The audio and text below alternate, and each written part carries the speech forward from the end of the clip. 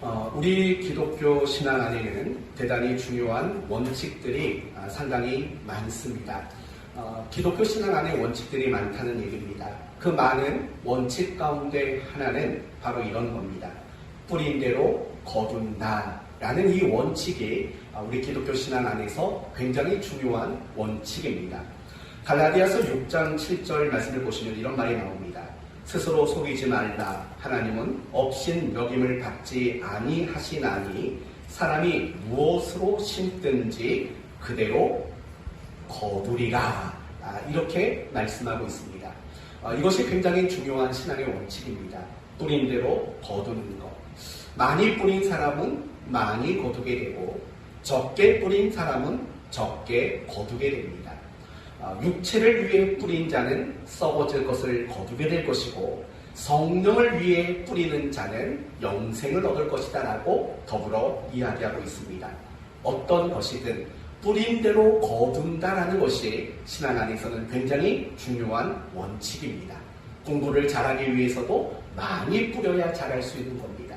신앙생활을 잘하기 위해서도 열심히 해야만 신앙생활을 잘할 수 있는 겁니다. 그리고 중요한 것은 뿌린 대로 거둔다라는 그 원칙 위에 한 가지 원칙이 덧입혀지는 거죠. 바로 은혜를 주신다라는 거예요. 우리가 뿌리지 않았는데 하나님은 그 위에 은혜를 주시는 분이 아닙니다. 우리가 뿌린 것들, 그 뿌린 것, 내가 뿌린 것으로 거둘 수 없는 그 이상의 것들을 하나님은 은혜로 주시는 것. 이것이 바로 기독교 신앙 안에 있는 굉장히 중요한 원칙인 겁니다. 뿌린 대로 거둔다. 다르게 말한다면 원인 없는 결과는 없다. 다르게 말하면 모든 결과는 다 그만한 이유를 가지고 있다라는 말인 것입니다. 오늘 우리가 함께 살펴볼 나사렛 사람들, 그들은 예수님을 메시아로 인정하지 못했고 믿지 못했습니다. 다르게 말하면 예수님을 메시아로 믿는 일에 그들은 실패했습니다. 그리고 오늘 본문은 그들이 왜 믿음에 실패했는가 그 이유를 너무나도 정확하게 우리에게 설명하고 있습니다. 그러므로 오늘 말씀을 통해서 나사렛 사람들이 예수님을 메시아로 믿는 일에 실패한 이유가 무엇인가 이 부분을 확인하며 우리 모두에게 함께 신앙의 교훈을 얻는 그런 시간을 가지려고 합니다. 나사렛에 도착하신 예수님께서는 회당에 가셨습니다. 그리고 그곳에서 이사야서 61장의 말씀을 낭독하셨습니다. 그리고 그 말씀을 이렇게 설교하셨습니다. 하나님이 어떤 사람을 보내어 이스라엘 나라에 희년을 선포할 것이다.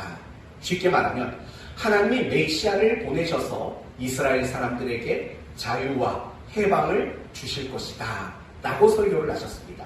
그러면서 뭐라고 덧붙이셨냐면 바로 이사야서 61장이 말하는 하나님이 보내실 그 사람 곧 메시아는 바로 누구다? 바로 나다. 내가 바로 그 사람으로 이 땅에 왔다. 이렇게 예수님은 말씀을 전하셨습니다. 그러자 이 말씀을 들은 나사렛 사람들의 반응은 굉장히 좋았습니다. 22절을 보니까 그들이 다 그를 증언하고 그 입으로 나오는 바 은혜로운 말씀을 놀랍게 여겨 라고 이야기를 합니다. 대단히 긍정적인 반응이죠. 이제 믿음이 생길 것처럼 보여지는 그런 반응이 그들에게 나타나기 시작한 겁니다. 그러나 곧 그들의 그런 믿음의 긍정적인 반응이 부정적인 반응으로 바뀌게 됩니다. 왜 그러냐면 그들 눈에 누가 보였냐면 요셉의 아들인 예수로 그들 눈에 보였기 때문입니다. 그래서 그들은 그 예수님이 진정한 메시아가 맞는가를 확인하고 싶은 마음이 생겼습니다. 그것도 특별히 어떤 기적을 나타내는 기적을 통해서 자신이 메시아라는 것, 그것을 증명해 주기를 바라는 마음이 생겼다는 겁니다. 그리고 그들 마음속에 예수님을 향해서 이렇게 말하고 싶었던 겁니다. 당신이 메시아라면 기적을 일으켜 보십시오. 그러면 우리가 믿을 겁니다. 라고 말하고 싶은 마음도 그들 마음속에 생겼다는 겁니다. 그 사실을 예수님은 알고 계셨습니다. 그래서 23절을 보면 이런 말이 나오는 거죠. 예수께서 그들에게 이르시되 너희가 반드시 의사야 너 자신을 고치라 하는 속담을 인용하여 내게 말하기를 우리가 들은 바 가버나움에서 행한 일을 내 고향 여기서도 행하라 하리라. 너희 이런 말 하고 싶었지? 라고 예수님이 말하는 겁니다. 속담을 빗대어서요. 어떤 속담입니까? 이런 속담입니다. 의사야 너 자신을 뭐하라? 고치라. 이게 당시 유대 사회에서 흔히 쓰였던 속담이었다는 겁니다. 어떤 뜻인가 하니 이런 뜻입니다. 다른 사람을 고치기 이전에 자기 자신을 고침으로 당신이 훌륭한 의사라는 것을 증명하시오 라는 뜻인 겁니다. 그러니까 지금 나사렛 사람들이 이 속담을 인용하는 것은 무엇이냐면 결국 예수님에게 그걸 요구하는 겁니다. 당신이 메시아라면 정말 우리가 바라는 그런 기적을 한번 일으켜 보십시오. 그러면 우리가 당신을 메시아로 믿겠습니다. 라는 그런 마음을 그들이 가지고 있다는 것을 알고 계셨다는 거예요.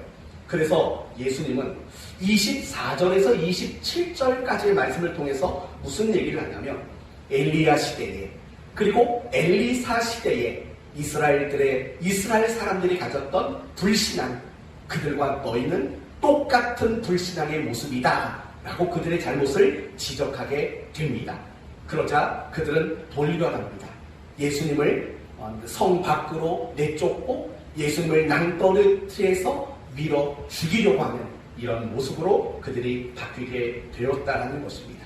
그러니까 결국 그들이 예수님의 말씀을 처음에 들었을 때에는 믿음이 생기는 듯 했지만 결국에는 그들이 믿음을 가지는 일에는 실패하고 말았다는 겁니다. 이것이 오늘 우리가 살펴볼 주제의 내용인 겁니다. 그렇다면 우리가 이 말씀을 살펴보기 위해서 먼저 확인해 봐야 할 것이 있습니다. 그것은 여러분이 잘 아시는 단어입니다. 바로 믿음이라는 단어를 생각해 봐야 합니다. 묻습니다.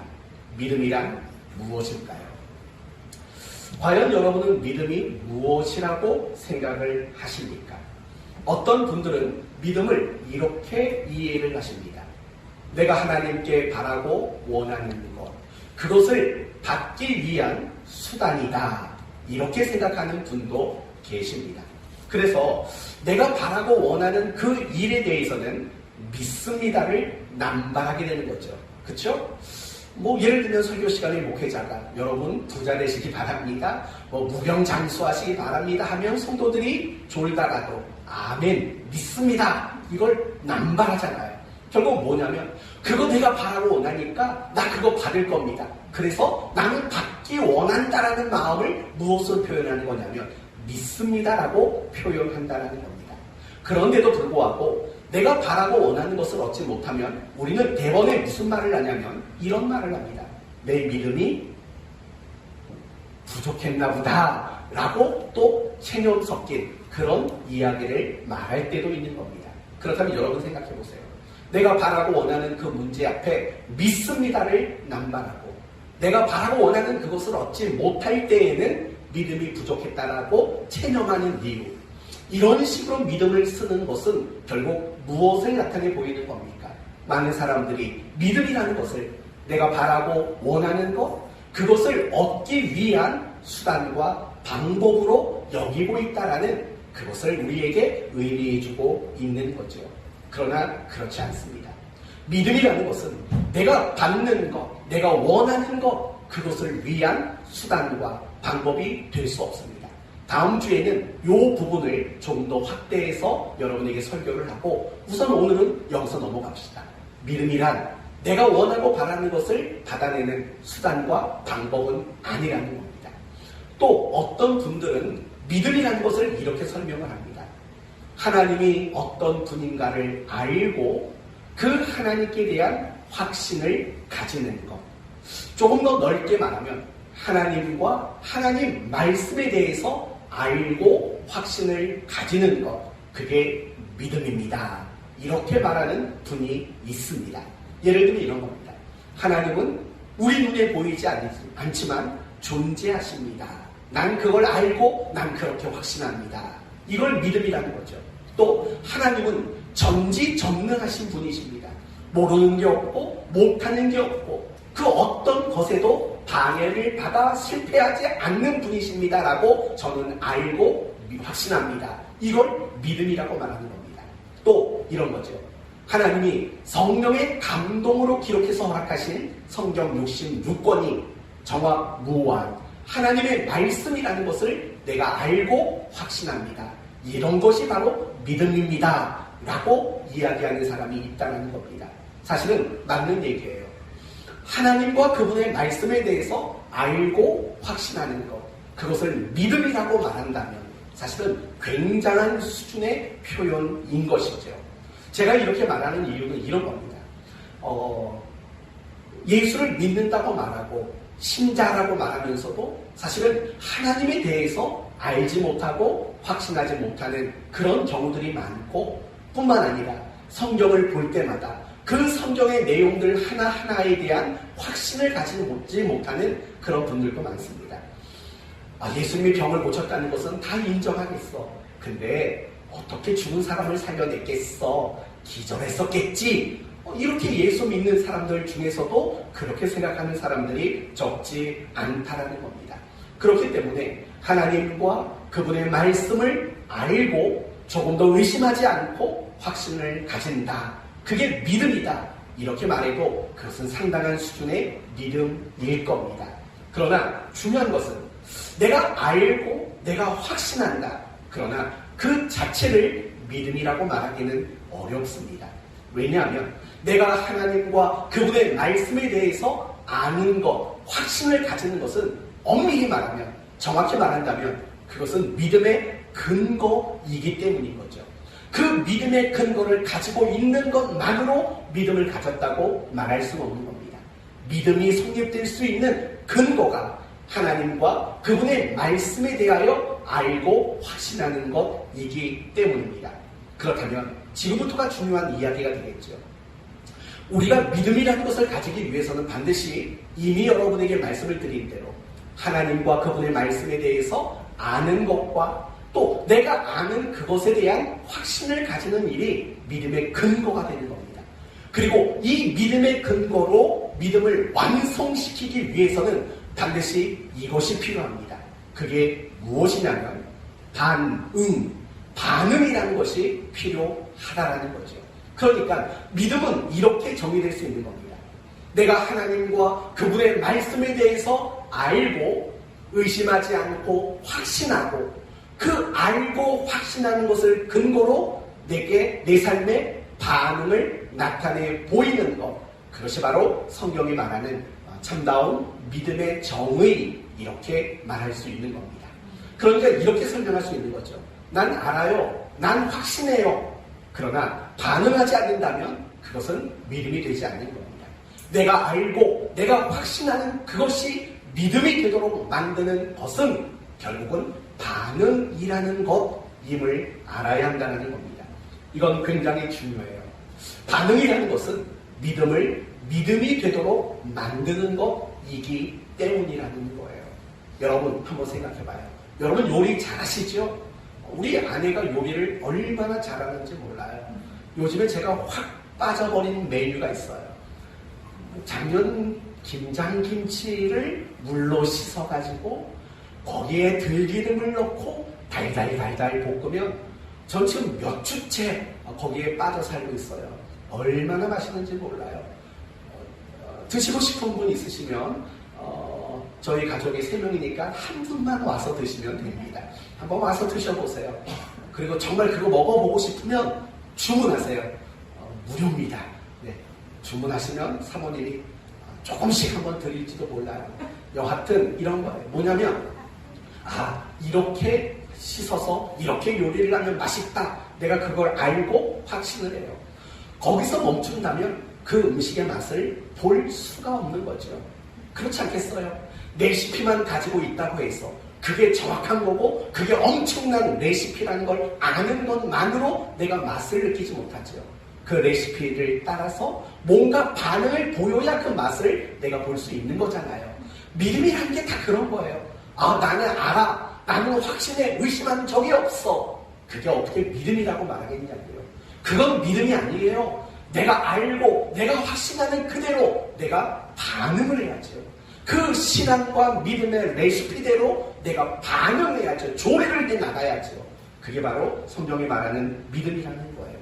이걸 가장 잘 보여주는 본문이 있어요. 바로 히브리서 11장이에요. 우리는 히브리서 11장을 믿음장이라고 불러요. 그리고 그 믿음장 안에는 믿음으로 살아냈던 많은 우리의 신앙의 선배들이 기록되어 있지요. 아벨, 에녹, 노아, 이삭, 아브라함, 야곱, 요셉, 모세, 그거 말고도 라합 등등등 많은 분들의 이야기가 소개가 돼요. 그런데 그분들에게는 제가 여러분에게 지금까지 믿음이라는 것에 대해 설명을 드린 내용들을 모두 가지고 있었어요. 뭐냐면 그들은 알고 확신했으며 그것을 근거로 뭘 나타냈다? 반응을 나타냈다. 그 패턴으로 이 믿음의 사람들을 소개하고 있다는 거예요. 예를 들어봅시다. 노아부터 생각해 볼까요? 노아는 하나님이 심판주라는 것을 알았어요. 그리고 세상을 물로 심판할 것을 확신했어요. 그래서 그가 어떻게 했습니까? 방주를 만드는 반응으로 나타냈다라는 거죠. 아브라함을 생각해 보세요. 아브라함은 하나님은 죽은 사람도 살려낼 수 있는 분이라고 알고 확신했다고요. 그래서 그가 어떤 일을 했습니까? 자기의 독자를 번제로 바치는 일을 그는 반응으로 나타내 보였다라는 겁니다. 기생 라합도 마찬가지예요. 이 사람은 이방인이었어요. 이방인이었는데도 불구하고 그는 믿음을 가졌어요. 어떻게 해요? 애굽 땅에서 광야에서 하나님이 하셨던 일들을 듣고 그걸 알았고 그것을 의심하지 않고 확신했으며 그것을 어떻게 나타냈습니까? 여리고성에 들어간 이스라엘의 2명의 정탐꾼을 숨겨주고 죽지 않고 도망칠 수 있도록 그들을 보내주는 반응으로 나타나게 되었다라는 거죠. 바로 이런 것들이에요. 믿음이란 알고 확신하는 것이 근거가 돼야 돼요. 알고 확신하는 것이 없다면 믿음은 무슨 경우에라도 성립되질 않아요. 믿음은 알고 확신이 이루어져야 돼요. 그러나 더 나아가서 믿음이라는 것은 반드시 반응이라는 것으로 나타나야지만 성립될 수 있다라는 것입니다. 이것이 중요해요. 믿음은 알고 확신하는 게 다가 아니에요. 내가 정말 정당하고 올바르고 하나님이 원하시는 쪽의 반응으로 나타낼 때 그것이 바로 진정한 믿음이라는 겁니다. 그리고 정말 중요한 게 무엇이냐면 우리의 믿음의 수준이나 우리의 믿음의 상태는 무엇을 보면 알 수 있냐면 그 사람이 얼마나 하나님과 그분의 말씀에 반응하는가를 보면 그 사람의 신앙의 수준을 알 수 있고 그 사람의 신앙의 지금 상태를 알 수 있다라는 거예요. 예를 들면 이런 거죠. 반응이 많아요. 그리고 반응이 굉장히 적극적이어요. 그런 사람의 신앙은 건강하고 올바른 신앙인 거예요. 그런데 반응이 별로 없어요. 반응을 나타내는데 너무 소극적이에요. 그런 사람은 사실은 건강한 신앙이라고 말할 수 없는 거예요. 여러분, 사람이 건강하다는 건 뭐예요? 다르게 말하면 건강한 것은요, 반응이 많아요. 웃긴 걸 보면 웃기고 슬픈 걸 보면 슬퍼요. 맛있는 냄새를 맡으면 침이 고이고 건강하면 그래요. 그런데요, 건강하지 않은 사람은 웃긴 걸 봐도 우울하고 슬픈 걸 봐도 아무렇지 않고 맛있는 냄새가 나도 아무런 반응이 일어나질 않아요. 그게 마음과 육체가 건강하지 않은 사람들의 특징인 거예요. 여러분 경험해봤잖아요. 우울할 때 있잖아요. 저도 우울할 때가 있어요. 우울할 때는요, 딸내미의 그 재롱도 안 웃겨요. 안 웃겨요. 쟤 왜 저래? 웃기질 않아요. 그런데 마음이 건강해질 때는요, 요 녀석이 지나가다가 방귀만 한번 껴도 그렇게 재밌고 좋아요. 행복해요. 야, 너 참 건강한 장을 가졌구나. 하여튼 즐겁고 행복하다고요. 마찬가지인 거예요. 내가 건강한 신앙을 가졌다는 거는요, 정말 반응이 잘 돼요. 적극적일 수밖에 없는 거예요. 그러나 건강하지 못한 신앙은 결코 그런 반응이 나오지 않게 된다는 거예요. 사랑하는 성도 여러분, 너무나 많은 그리스도인들은요 이렇게 말해요. 하나님 알지, 말씀 알지, 나 그거 확신해, 나 믿음 가졌다니까, 이렇게 자부하면서 살아갑니다. 그런데 막상 그런 사람들의 삶을 보면은요 전혀 반응은 없어요. 여전히 내 뜻대로 살고, 내 생각대로 살고, 내 감정대로 살고, 내가 원하는 대로, 아까 우리 김소연 청년이 기도했던 대로 자기 소견에 옳은 대로 살아가요. 이상하지 않아요. 안다고 말해요. 확신한다고 말해요. 그런데도 불구하고 거기에 정당하고 올바른 반응이 나타나기보다는 여전히 내 소견에 옳은 대로 그렇게만 우리는 살아가고 있다는 거예요. 과연 그런 사람에게 믿음이 있다고 말할 수 있을까요? 저는 좀 너그러운 사람이니까 그런 사람에게는 믿음이 있다고 말해줄게요. 믿음이 있어요. 그러나 분명한 것은 믿음으로 사는 건 아니에요. 믿음은 가졌는지 모르겠어요. 그러나 그 사람의 하루하루의 삶은 결코 믿음으로 사는 사람은 아니라고 밖에는 말할 수 없는 거예요. 이제 여러분 자신을 점검해 보셔야지요. 여러분은 어떻습니까? 하나님을 아시나요? 그분을 확신하시나요? 말씀을 아나요? 그 말씀을 확신하시나요? 그렇다면 적극적으로 반응하고 계십니까? 올바른 반응을 나타내고 계시고 정당한 반응을 나타내고 계시고 하나님이 바라고 하나님이 원하시는 그런 반응을 나타내고 있으십니까? 그것이 건강하고 그것이 바로 올바른 신앙생활의 모습이라는 거예요. 우리는 이런 삶을 놓고 기도할 줄 알아야 돼요. 우리는 지금까지 믿음이 무엇인가를 살펴봤어요. 굉장히 간단하게 정리할 수 있었어요. 믿음이란 뭐죠? 내가 받고 싶은 걸 얻기 위한 수단과 방법은 아니다. 그럼 뭐라고요? 하나님과 그분의 말씀을 알고, 그 다음은 확신하고, 그 다음은 반응하는 것. 하나님이 원하는 방식대로 반응하는 것. 그것이 믿음이다 라고 말씀을 드렸습니다. 이제 이 근거를 가지고 오늘 본문을 한번 살펴보도록 합시다. 그렇다면 우리가 지금까지 살펴본 이 믿음이라는 정의를 가지고, 기준을 가지고 나사렛 사람들을 생각해 봅시다. 나사렛 사람들은 믿음을 가지는 일에 성공했을까요? 실패했을까요? 그들은 실패하고 말았습니다. 뭘 보면 알 수 있습니까? 요셉의 아들이 아니냐라고 말했기 때문입니다. 뿐만 아니라 예수님을 내쫓았고 예수님에게 화를 냈으며 또 그들은 예수님을 죽이려고 하는 잘못된 반응을 나타냈기 때문입니다. 그들은 믿음에 실패하고 말았습니다. 그렇다면 이제 본론으로 돌아갑니다. 나사렛 사람들이 믿음을 가지는 일에 실패한 이유는 과연 무엇일까요? 그들이 믿음을 가지는 일에 실패한 이유 세 가지로 말씀을 드립니다. 첫째는 지난주에 살펴봤던 내용입니다. 그들이 무엇을 가졌기 때문입니까? 편견을 가졌기 때문입니다. 인간적인 편견, 요셉의 아들이 아니냐라는 이런 인간적인 편견을 가졌기 때문에 그들은 믿음을 가지는 일에 실패했습니다. 그리고 두 번째는 믿음의 근거를 기적으로 삼았기 때문입니다. 다시요. 믿음의 근거를 무엇으로 삼았다고요? 기적, 초월, 신비 이런 것을 그들은 믿음의 근거로 삼으려고 했기 때문입니다.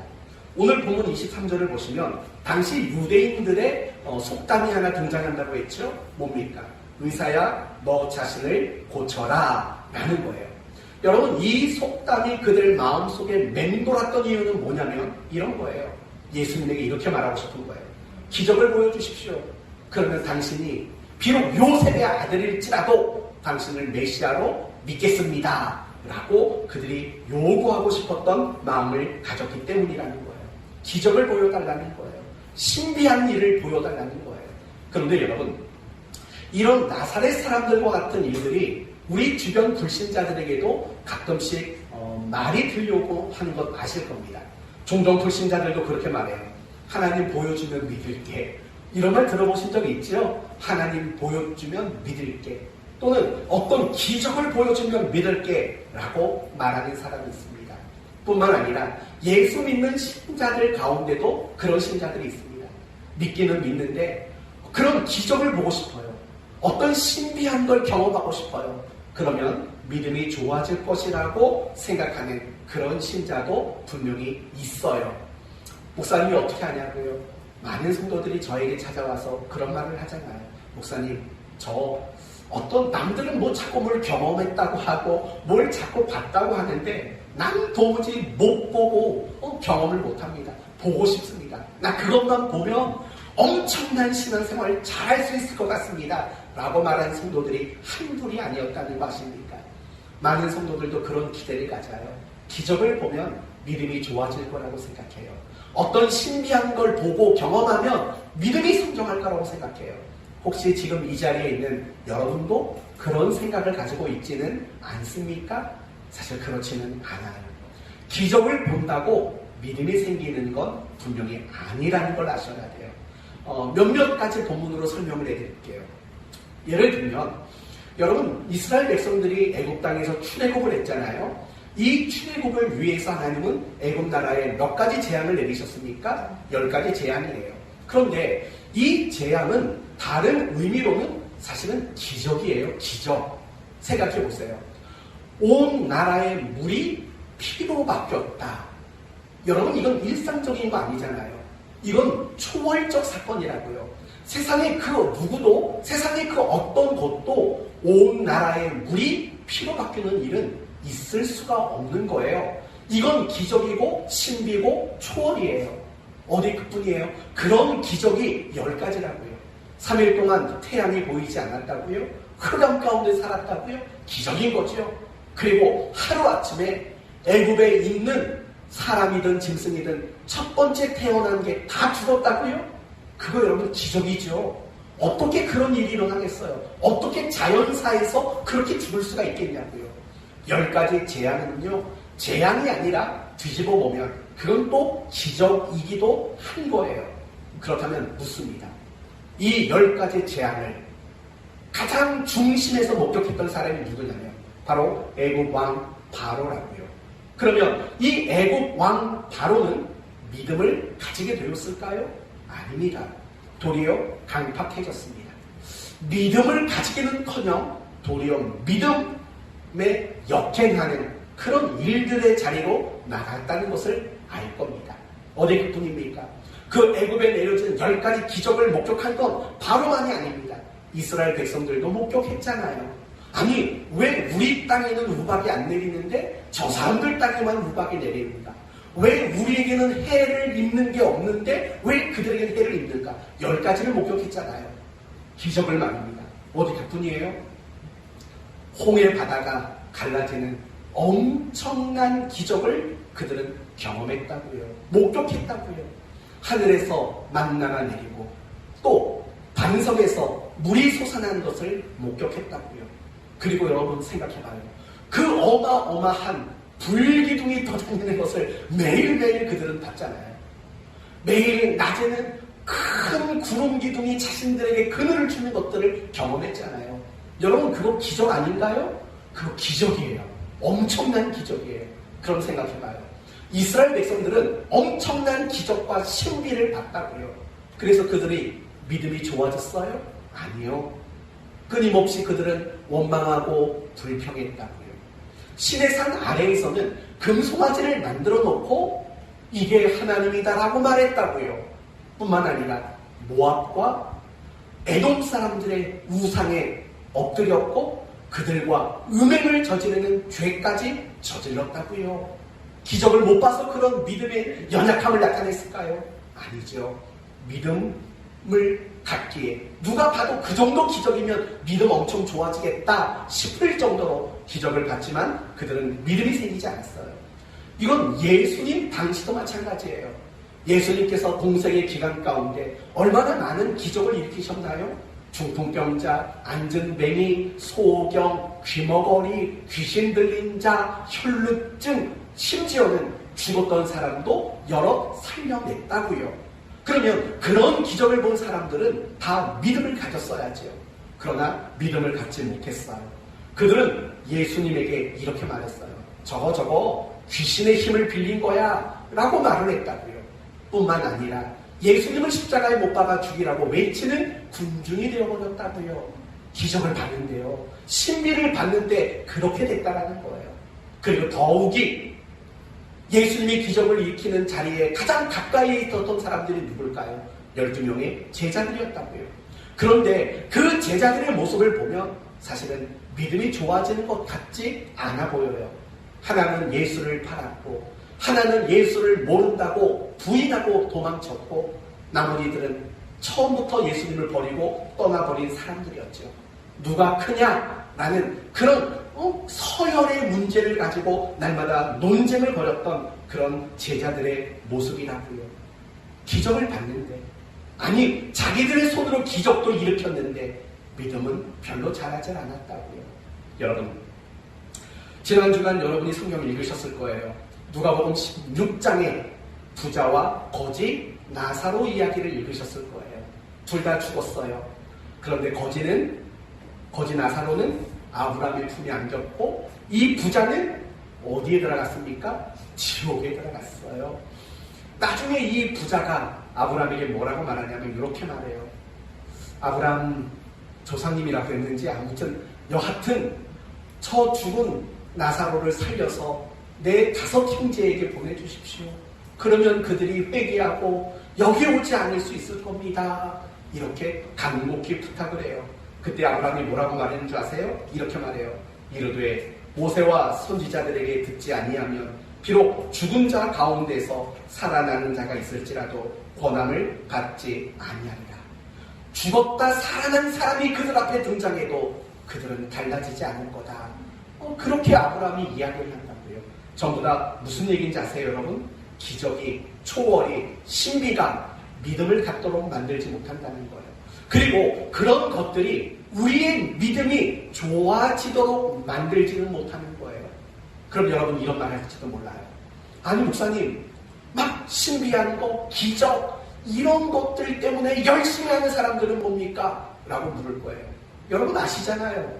열심히 있는 것과 믿음이 좋은 것은 달라요.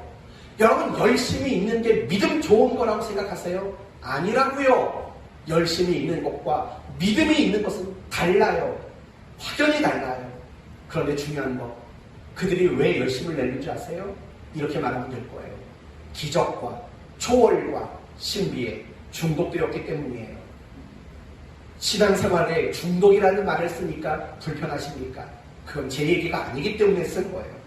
고린도전서 1장 22절에 바울이 이렇게 말합니다. 유대인은 표적을 구하고 헬라인은 지혜를 찾으나 라는 말을 써요. 유대인들은 표적을 구한대요. 이 말의 뜻이 뭔지 아세요? 유대인들은 항상 기적만 바랐다. 기적만 요구했다. 다시 말하면 그들은 기적에 중독된 자들이다.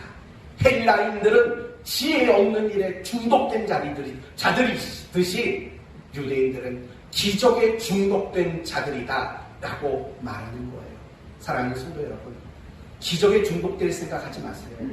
기적은, 초월은, 신비는 여러분의 믿음에 아무런 유익을 주지 못해요.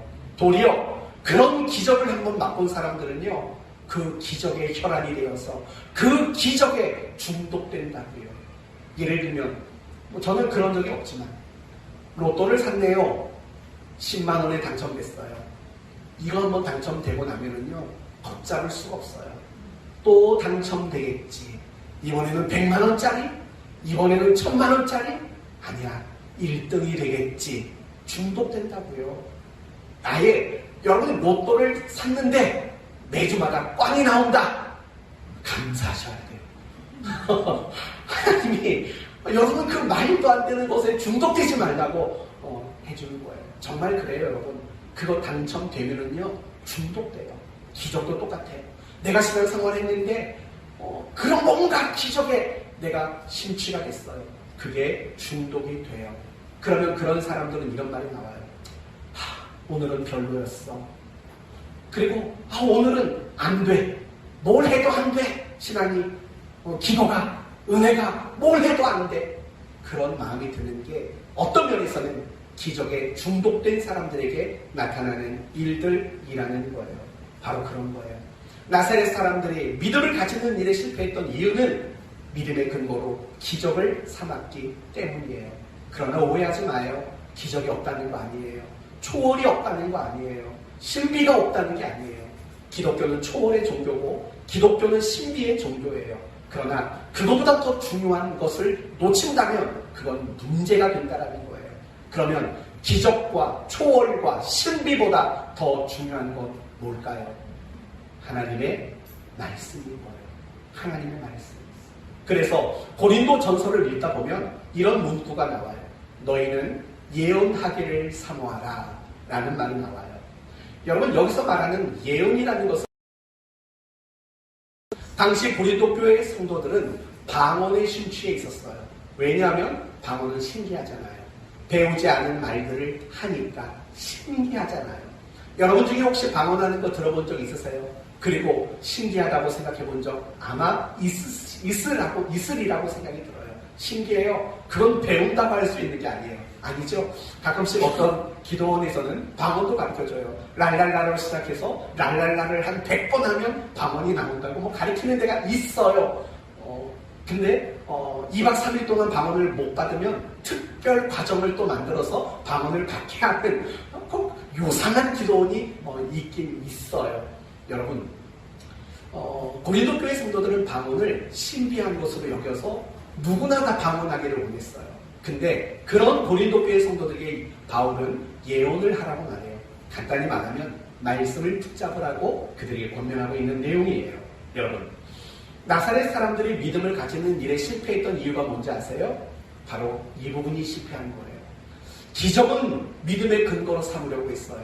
그러나 말씀을 듣는 일에 그들은 실패했기 때문입니다. 이게 오늘 설교의 결론이에요. 말씀을 듣는 일, 그 일에 실패했기 때문에 나사렛 사람들은 믿음을 가지지 못했다라는 겁니다. 사실 그들이 처음에 말씀을 귀 기울여 들었잖아요. 그랬을 때 그들의 반응은 뭐였냐면 은혜로운 말씀이라고 표현하고 놀랍게 여긴다고 표현했어요. 그렇죠? 말씀을 들을 때 뭔가 믿음의 가능성들이 보였었다고요. 그러나 그 다음에 정말 예수님께서 그들에게 어떤 말씀을 하셨을 때 이방인에 대한 적대감 또는 유대인으로서의 그 자존심, 엘리야 얘기 나오고 엘리사 얘기 나오니까 이방인에 대한 적대감과 유대인에 대한 자존심 상함, 이런 것들이 그들의 귀를 막아버리고 말았던 거예요. 더 이상 예수님이 말하는 거, 입도 여는 거, 뻥끗하는 거, 그것도 싫은 거예요. 결국 하나님 말씀을 듣는 일에 그들이 실패했기 때문에 결국 그들의 믿음이 생겨나지 못하게 되었다는 거예요. 이게 가장 중요하다고 생각됩니다. 우리가 믿음이 어떻게 생기냐고요? 하나님 말씀을 듣는 데서 우리의 믿음은 시작될 수 있는 거예요. 로마서 10장 17절에 그 얘기죠. 그러므로 믿음은 들음에서 나며 들음은 그리스도의 말씀으로 말미암느니라 라고 말을 해요. 여러분, 믿음의 조상이 누굽니까? 아브라함이에요. 이 사람은 어떻게 믿음을 가졌을까요? 하나님이 아브라함에게 나타나셔서 내 고향 친척집을 떠나라. 내가 너에게 땅을 줄 것이다. 그리고 내가 네 후손을, 내 민족을 창대케 할 것이다. 네 이름을 대단하게 할 것이다. 내가 너를 복의 근원이 될 것이다 라고 말씀했어요. 그리고 그 다음에 4절에 나오는 이야기는 뭐냐면 이에 아브라함이 여호와의 말씀을 따라가고 라는 말이 나와요. 그러니까 아브라함이 믿음을 가지게 된 그 근거는 무엇이냐면 바로 말씀을 들으면서 그는 믿음을 가지게 된 거예요. 우리도 마찬가지예요. 이 자리에 있는 여러분들, 또 가정에서 예배를 드리는 성도 여러분 모두가 믿음을 가졌어요. 그 믿음이 어떻게 생겼어요? 그냥 생겼나요? 자다 깨보니까 믿음이 와 있었어요? 아니라고요. 누군가에게 하나님에 대해서, 말씀에 대해서, 예수 그리스도와 그분의 십자가와 부활에 대해서 말씀을 들었기 때문이에요. 들은 적이 없는데 믿음을 가졌다고 말하는 사람은 아무도 없어요. 모든 사람은 다 들었기 때문에 바로 믿음을 가지게 되는 거예요. 이게 바로 믿음의 시작인 거예요. 그리고 이미 내가 이런 믿음을 가졌어요. 이 믿음이 자라고 이 믿음이 성장하는 방법도 딱 하나밖에 없는 거예요. 말씀을 들으셔야 돼요. 끊임없이 말씀을 들을 때 우리의 믿음이 성장하게 돼요. 무디 목사님이 자기 성도들에게 이런 간증을 했대요. 더 큰 믿음을 갖고 싶어서 기도를 했대요.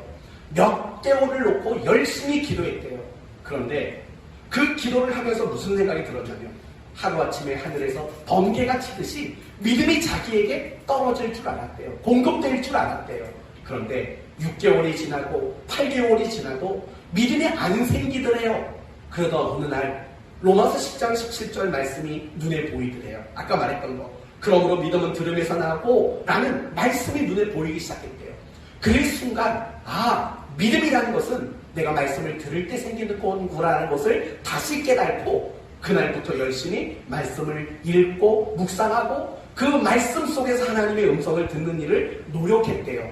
그런데 그런 과정 속에서 자신의 믿음이 성장하는 것을 그가 경험했다라고 성도들에게 간증을 했다고 합니다. 우리도 마찬가지예요. 하나님의 말씀을 듣지 않으면 믿음이 절대로 성장할 수가 없는 거예요.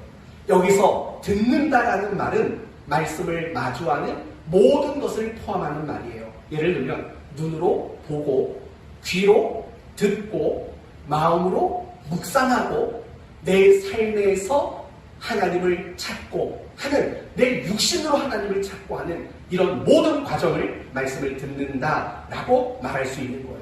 바로 그런 일들이 이루어질 때 우리는 믿음이 성장하게 된다라는 거예요. 사랑하는 성도 여러분, 여러분은 믿음이라는 걸 가졌기 때문에 믿음이 있냐 없냐라고 묻진 않을게요. 이렇게 물을게요. 여러분의 믿음은 지금 성장하고 있으십니까?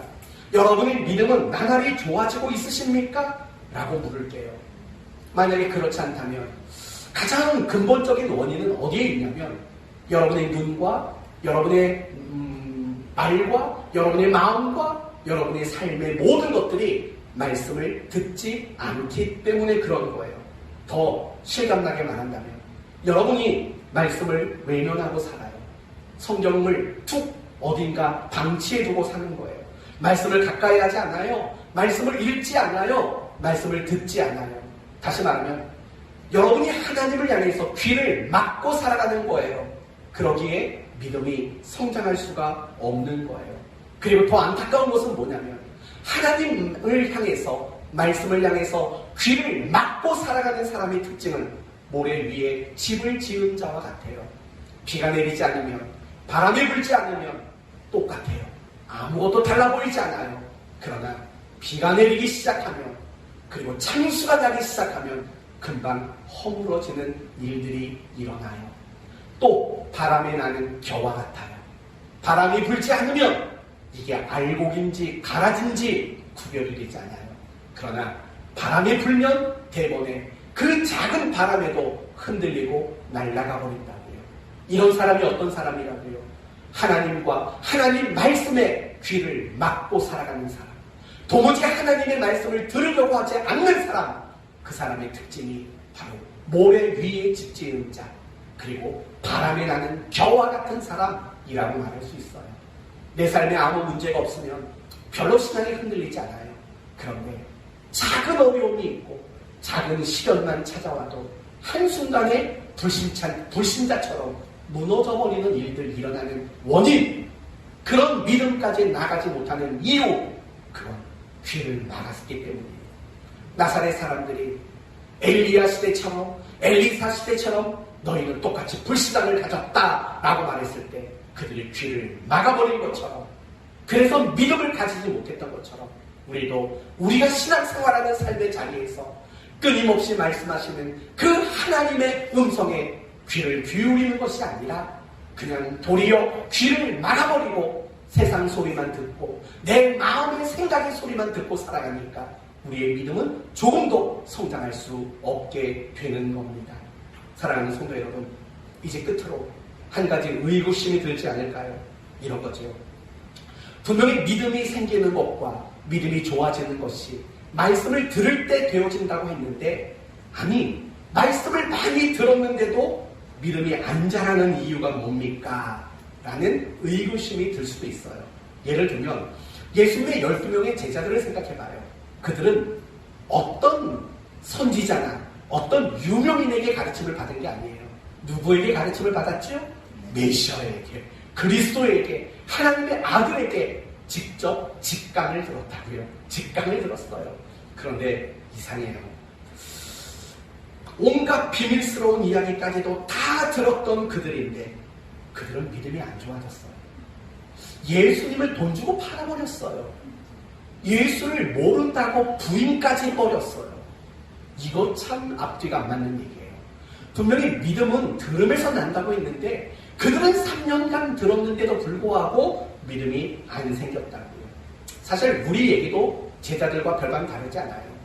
우리는 신앙생활을 수십 년 해왔다고요.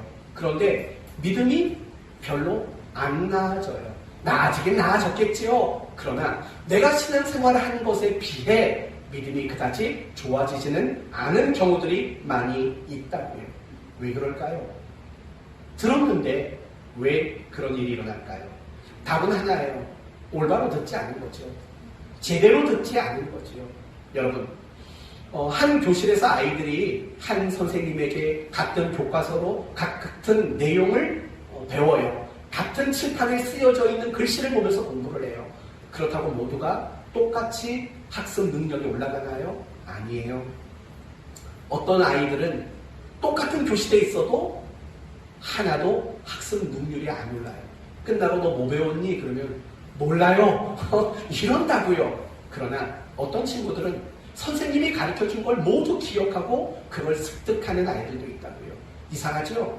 똑같이 들었는데 왜 그런 일이 일어날까요? 듣는 자세가 잘못된 거죠. 어떤 친구는 잘 들었고 올바르게 들었고 어떤 친구는 건성으로 듣고 딴 생각하면서 듣는 척만 한 거죠. 그러니까 나아지지 않는 거죠. 사실 오늘 우리도 똑같아요. 제한된 인원이 와서 예배를 드리지만 사실은 이곳에 있는 분이나 아니면 온라인으로 예배를 드리는 분이나 똑같은 본문으로 똑같은 목사에게 똑같은 시간에 똑같은 설교 내용을 듣는다고요. 그렇다고 해서 오늘 이 설교를 듣는 사람들 모두가 설교에 똑같은 유익을 얻을까요? 전혀 그렇지 않아요. 어떤 분들은 오늘 말씀이 은혜가 되고 유익을 얻는 분도 있을 거예요. 그러나 어떤 분들은 아무런 유익이 없을 수도 있어요. 이유는 간단해요. 듣는 자세가 다르기 때문에 그런 거예요. 어떤 분들은 올바르게 듣겠죠. 그러나 어떤 분들은 딴 생각하며 듣거나 아니 나는 그렇게 생각하지 않아라는 생각을 가지고 듣거나 하여튼 듣는 것에 차이가 있기 때문에 믿음이 자라는 것에 대한 차이도 발생할 수밖에 없는 거예요. 마태복음 13장 말씀을 보시면 네 종류의 밭의 이야기가 등장을 해요. 길가, 또 그 다음은 뭐죠?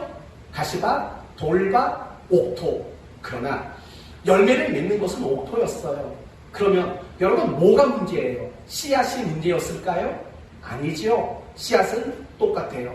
한 농부에 의해서 한 그릇에 담긴 씨앗이 심겨졌다고요. 그런데 옥토에서만 열매를 맺을 수 있었던 이유는 뭐냐면 그 밭이 좋았던 거예요. 그러면 이 밭은 뭘까요? 그 비유를 보면 이 네 종류 밭에 공통적으로 쓰여지는 표현이 있어요. 무슨 표현이냐면 이런 표현이에요. 말씀을 듣고 이게 네 종류 밭에 공통적으로 표현이 되는 거예요. 그러니까 결국 길가, 자갈, 가시, 옥토 그 차이는 무엇을 두고 하는 말이냐면 말씀을 듣는 자의 마음과 자세와 상태의 문제를 지적하고 있는 내용이다. 이렇게 이해를 할 수 있다는 거죠. 바로 그거예요. 길가 같은 마음으로 말씀을 들으면 절대 열매 못 맺어요. 가시밭과 같은 마음으로 말씀을 들으면 못 맺는다고요. 돌밭과 같은 마음으로 말씀을 들으면 못 맺어요. 그러나 옥토 같은 마음으로 말씀을 받으면 그 사람은 열매를 맺을 수 있게 된다는 거예요. 결국 어떤 마음으로 말씀을 듣느냐 그것이 열매를 결정하게 된다는 거예요. 나중에 사도행전 17장도 한번 살펴보세요. 사도행전 17장을 보면 바울이 데살로니가, 베레아, 아덴 지역에서 복음을 전하는 내용이 나와요. 그런데 앞에 두 지역 데살로니가와 베레아에서는 많은 사람들이 예수 믿는 일이 일어나요. 그러나 아덴에서는 겨우 몇 사람만 예수를 믿었다라고 표현이 돼요. 이유가 뭔지 아세요? 듣는 사람의 자세의 문제였어요. 데살로니가와 베레아 사람들은 말씀이 그러한가 사모하는 마음으로 들었고 또 아덴 사람들은 날마다 새로운 지식을 얻는 것에만 관심을 갖는 마음으로 들었다는 거죠. 지혜와 지식을 얻는 목적을 가지고 들었다는 거예요. 그러니 믿음이 발생할 수밖에 없었다는 거죠. 그러면 성도 여러분, 지금 여러분은 어떤 마음으로 말씀을 듣고 계십니까?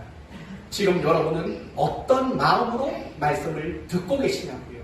어떤 자세로 말씀을 듣고 계시냐고요? 이미 결정됐어요. 오늘 이 예배가, 오늘 이 설교가 여러분에게 성장을 줄지 아니면 아무런 유익을 안 주는지는 이미 여러분이 다 결정이 났다고요. 이미 여러분이 말씀을 듣는 그 자세와 태도가 이미 결정이 났어요. 저는 오늘 여러분에게 대단히 이것을 강조하고 싶어요. 하나님의 말씀을 읽을 때, 그리고 무엇보다 여러분이 하나님의 말씀을 들을 때 올바른 마음으로 들으셔야 돼요.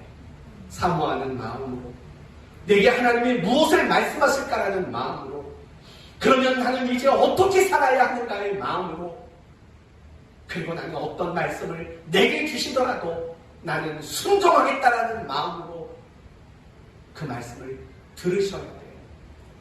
용서하고 들으세요. 유치하지만 여러분에게 권면하겠어요. 말씀을 들을 때 졸지 마세요. 말씀을 들을 때 눈 감고 있지 마세요. 말씀을 들을 때 핸드폰 보지 마세요. 다 보여요. 말씀을 전하다 보면 밑에서 핸드폰 검색하고 야구 보고 다 보인다고요. 말 안 하고 있는 것뿐이에요. 말씀 들을 때 딴 생각하지 마세요. 예배 끝나면 뭐 먹으러 갈까? 이런 생각하는 것도 다 보인다고요. 진짜 유치해서 죄송해요. 근데 안 할 수가 없어요. 그래도 담임 목사가 됐으니까 이 정도 수준 올라온 거예요. 제가 예전에 부목사 때는 어떻게 했는지 아세요? 하도 화딱지가 나가지고 설교할 때 이렇게 말해버렸어요. 이해하고 들으세요. 성도 여러분, 저는 여러분 중에 발명가가 있었으면 좋겠습니다. 이 성도들이 앉아있는 그 의자 밑에 바늘이 1cm씩 올라올 수 있게끔 강단에서 버튼만 누르면 1cm씩 바늘이 올라오는 기계를 만들었으면 좋겠습니다. 제가 설교할 때 졸면 그 버튼을 눌러가지고 그냥 엉덩이를 찔러버리고 싶습니다. 제가 이렇게 부목사 때 얘기했다니까요. 그래서 얼마나 성숙했어요. 그런 말 안 하잖아요, 이젠. 정말 그러고 싶은 마음이 들 때가 얼마나 많은지 몰라요. 여러분, 저는 주일마다 설레어요. 한 주간 하나님이 주신 말씀을 묵상하고 그 말씀 속에서 은혜 받고 이걸 함께 나누고자 하는 것에 대한 설렘이 있다고요. 근데 눈 감고 있고 졸고 있고 고개 숙이고 있고 그게 얼마나 괴로움인지 아세요? 정말 심각할 때는요, 그만하고 종치고 내려가고 싶을 때가 한두 번이 아니라고요. 그건 제가 잘못한 거예요. 그런 생각이 들면 안 되죠. 제가 더 수준이 높다면 그래도 사람의 마음으로 해야 되는데 아직 제가 수준이 안 되는 걸 어떻게 해요? 사랑하는 성도 여러분, 이 시간 이후로 여러분 그랬으면 좋겠어요. 예배 시간에 졸지 마세요. 피곤해서 존다고요? 아니에요. 습관이에요.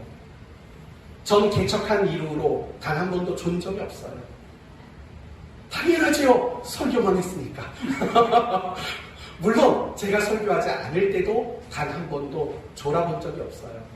제가 만약에 설교할 때 졸았다면 제 스스로 설교할 양심이 안 들었겠지요. 졸지 마세요. 눈 감고 있지 마세요. 눈이 쉬세요? 그러면 2초씩만 감고 계세요.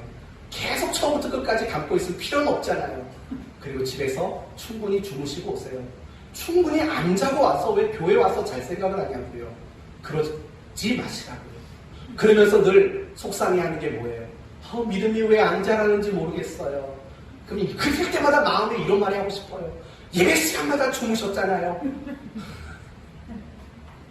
말씀을 제대로 듣지 않았으면서 왜 믿음이 안 좋아지느냐를 가지고 안타까워하는 척하지 마세요. 다 잘못됐어요. 들음의 효력이 나타나도록 하세요. 들음의 효력. 듣지 않는데 어떻게 믿음이 생겨나요? 올바르게 듣지 않는데 어떻게 믿음이 좋아지냐고요. 평생 제자리 걸음할 수밖에 없는 것 아닐까요? 이해하고 용서하는 마음으로 들으신 거 맞지요? 또 한 주간 내가 왜 어제 그랬을까? 이렇게 후회하는 마음으로 살지 않도록 환한 표정으로 마주해 주셨으면 좋겠습니다. 이제 말씀을 마칠게요. 믿음이란 것이 무엇일까요? 믿음은 뭘 받아내는 수단이 아니에요. 믿음은 하나님과 그분의 말씀을 알고 확신하고 그리고 하나님이 원하는 대로 뭘 나타내는 거예요? 내 삶에서 반응을 나타내는 게 믿음이에요. 그 믿음이 생기려면 들음이 필요한 거예요. 정말 듣지 않으면 믿음이 생기지 않아요.